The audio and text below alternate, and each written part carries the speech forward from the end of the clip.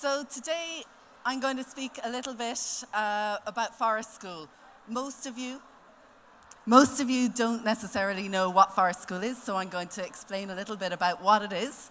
My name's Jenny Dungan. I'm a primary teacher in Dalkey School Project. And so today is, what is Forest School? I'm going to talk through how I worked it in my own primary school. I'm going to answer some questions that kids ask me, some questions that the adults ask me, that the teachers ask me, or the parents ask me about it. And I'm going to give you a bit of feedback that I've got from them and talk about why we do it. So the first question that most of the kids go is, what? What is it? What does that actually mean for us? And it's this big word, holistic learning in an outdoor natural environment. That means basically going up the forest for me, on a regular basis, not just that once-off school tour at the end of the year. And what we do is allow you to connect with yourselves, connect with each other, have fun with each other, and connect with the world we live in. The way that I brought it into the school was that the whole school went up, or the whole class of 30 children went up. We broke them into 3 groups of 10. There was 1 staff member and 1 parent helper per group, and we went up for 9 weeks for about 2.5 hours for each session. On the 9th week, we then had the parents coming up as well, which both the kids and the parents loved. Wet weather doesn't stop us. We go out in all weather apart from really high winds. And we went to the same base camp so we can really get to know the place properly. And rather than me talking about the second question that I frequently get asked is, yeah, but what is it? What does it look like? So I'll let the video talk a little bit and I'll narrate through it. So if you could play the video. So how it works, we start with some inspiration from nature and we always connect with our senses. So this is how the kids figuring out which way the winds are which way the wind is blowing. They're naming it as a tooth tree. This is a game that I used to play called Stuck in the Mud, but with real mud. And we get very active, we run around a lot, and we have a lot of free play where the children get to actually choose what they do. So this was the first day. They're really tentatively walking along or crawling. So they're really cautious. By week 6, nothing's stopping them. Here they're building a den, and they're using the elderberries as paint.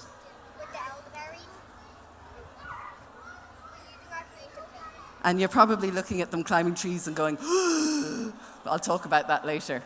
So there's loads of exploring that goes on as well. They're using the natural environment, what's around them. They're looking around them for things to do.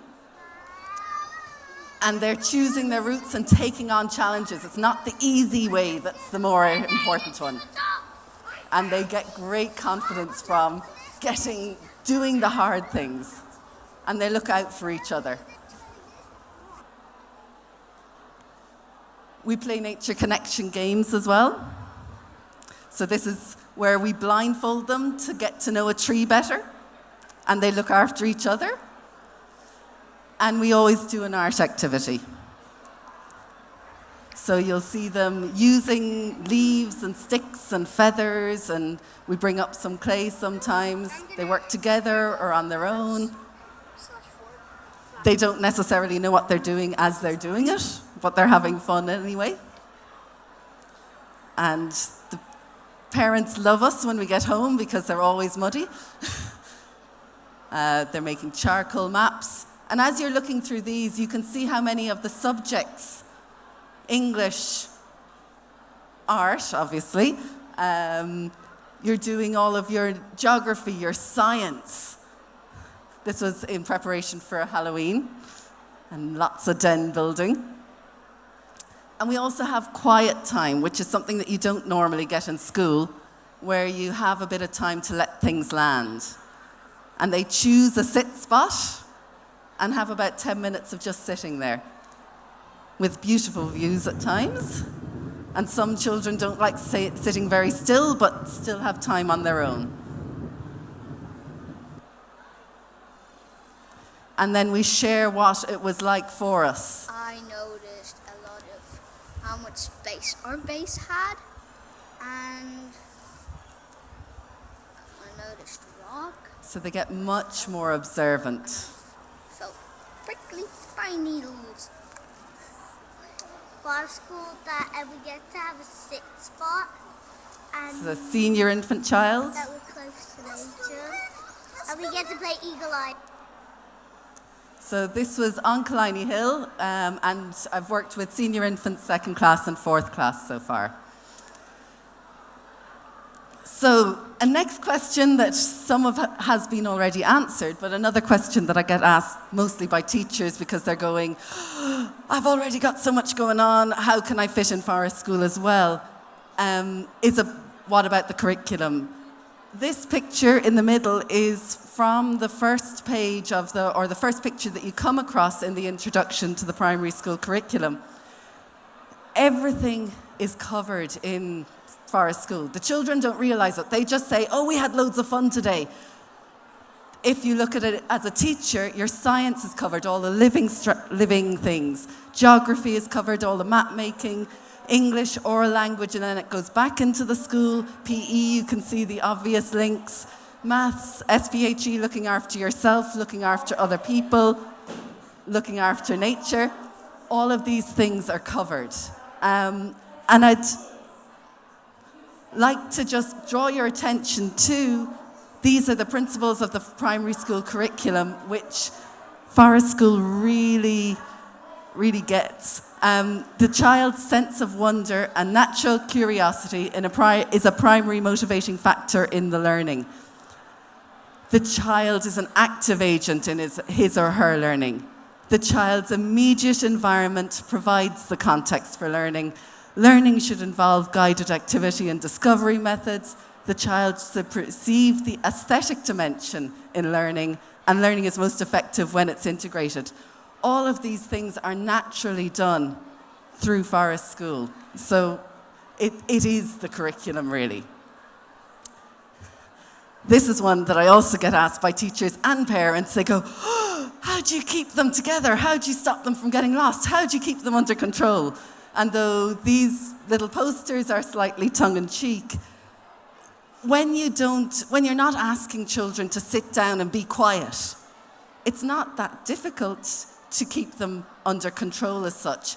We spend a lot of time playing games that enforce the boundaries, and I have 3 golden rules. One is that they have responsibility to look after, keep themselves safe and happy. You have responsibility to keep other people around you safe and happy, and you have responsibility to keep nature safe and happy. And if we have to have a discussion about something that isn't working, those are the golden rules that I go back to. And we do take risks, but they're appropriate risks. So you saw the climbing of the trees and the jumping and those. It's okay. We really need to take risks to learn. It's an important part of our development right through adulthood as well.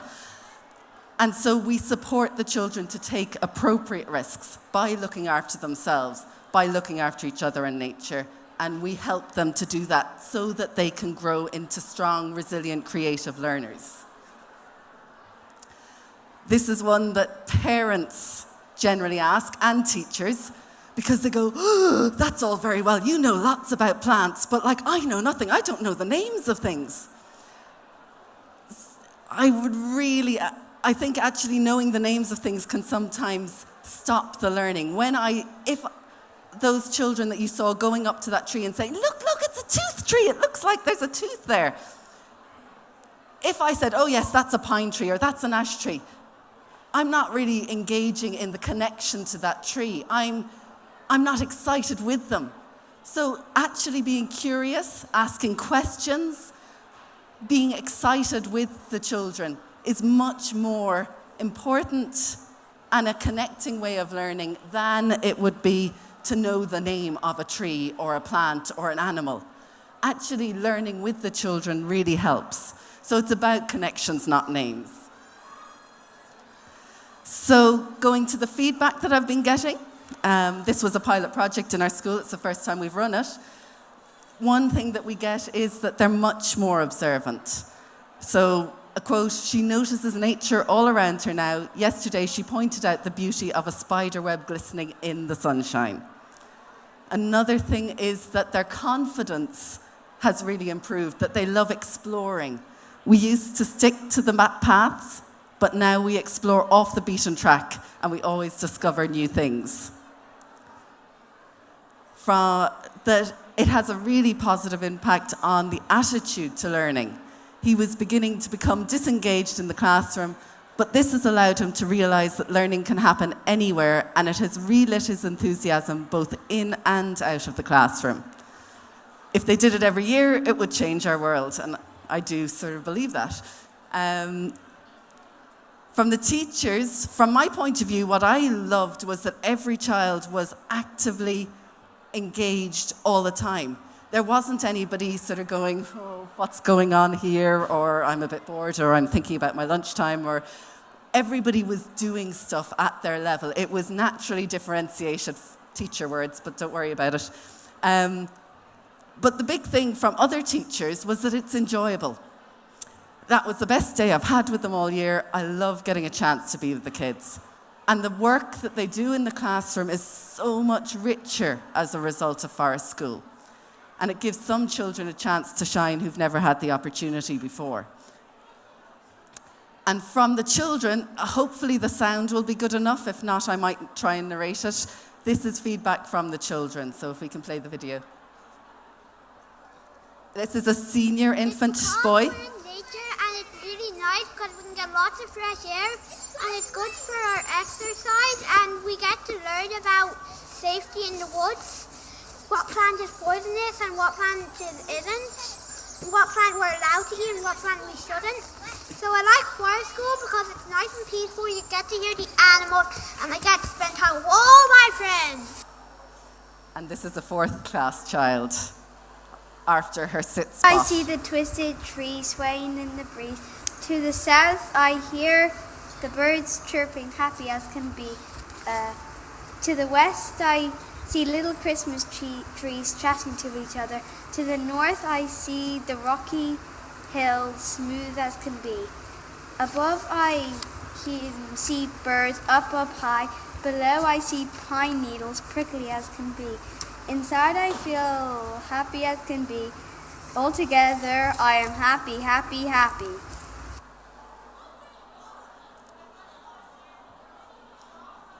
Okay. Looking around. So what I want to just talk a little bit about is why we do it. And you can probably get a sense of why we do it. It's enjoyable. So what I want you to do just now, whether you're young or old or in between, is think of a favorite memory that you have of being outside. So maybe it's den building, maybe it's going to the beach, maybe it's paddling in a stream near you, maybe it's climbing a tree in your back garden. So what I invite you to do is to just think of that memory. And I know it's really hard in this environment, but if you can, close your eyes because I'm going to just guide you through a couple of things. So if you can, close your eyes while thinking of that memory, just for a couple of seconds. And look around you in your imagination, and what do you see? Are there colors or shapes? And what do you hear in this memory of yours? Is there bird song? Is there water lapping at the shore? Is the wind rustling the leaves in the tree? Are there lots of people laughing around you? And what do you feel underneath your feet? Or what parts of your body are touching other things? Are you up against a tree? Are your feet in the sand? Can you smell some mud around you? Or what is it that you're feeling? And that memory, so coming back and opening your eyes again, why we're doing, so hopefully you had a nice memory there. I'll read this quote by David Attenborough because I think it explains why we do it. No one will protect what they don't care about, and no one will care about what they've never experienced. So unless you experience nature, unless you get a chance to get muddy, to climb trees, to learn, to really experience it and enjoy it, you won't get to care about it. And unless you care about it, you're not going to bother to protect it. And it's up to all of us, no matter what age we are, to experience and care about and protect nature. It's the only one we have, one world. So that's why I do what I do and why we in forest schools do what we do. So this is a lovely vision that I have, or that we have. So an owl is good for wise sight. That every child, and I'm looking at all these children here of all different ages, that you all get a chance to go outdoors on a regular basis, not just a once-off. And that you get to experience and love the natural world. that you're allowed to become creative, resilient, creative, lifelong learners. I haven't stopped learning. I've left school a while ago. That the teachers get to enjoy it too, because that will make it happen more. And perhaps that Forest School becomes part of a green school flag. That would be great too. And so what I would just say to finish off is that 1% principle, I need it. That just the little changes that you make. You don't need to set up a whole forest school in your school. Bring the kids outdoors for a maths lesson once a week. Go outside yourself and enjoy it. Don't worry, bring other people inside and play and have games and have fun. If you're interested in getting some training, there's EPV summer courses that I run. Kira, who's down at the, who runs an introduction to forest school, or you can become a forest school leader. You can use your Croke Park hours to get training. My email address is there, Jenny Dungan, jdungan98@yahoo.com, and Kira, who is with Earth Force Education, who does a lot of forest school training, is also there. And so I'll just leave you with that note. Thank you very much for listening. You're wonderful to be here, and I'll leave you with that quote.